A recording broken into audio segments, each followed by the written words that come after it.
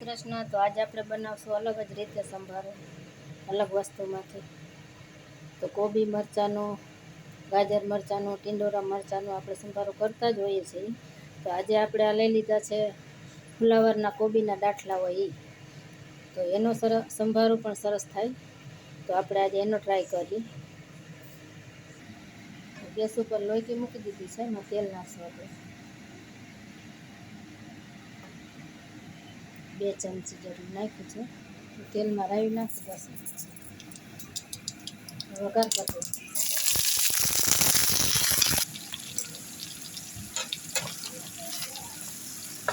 તો આપણે તેલમાં જ આને ચોળાવવાનું છે. તો હલાવશું જીરા સાથે, અને આને એકદમ આછા સુધારવાના પીસ, તો જલ્દી ચડી જાય. તો સ્વાદ પ્રમાણે મીઠું નાખી દેશું એટલે જલ્દી ગળી જાય.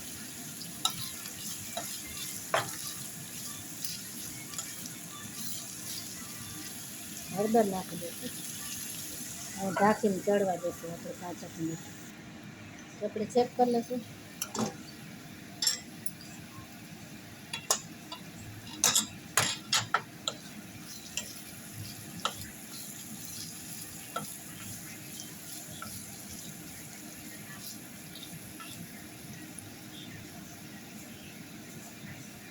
હજી થોડીક વાર છે, હજી ઢાંકી દઈશું આપણે 5 મિનિટ.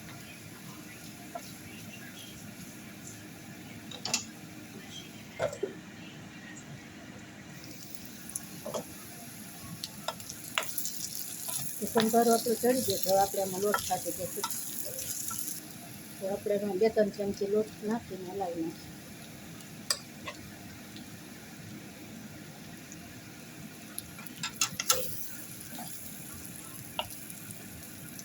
તો બની ગયો છે આપણો લોટવાળો સંભારો.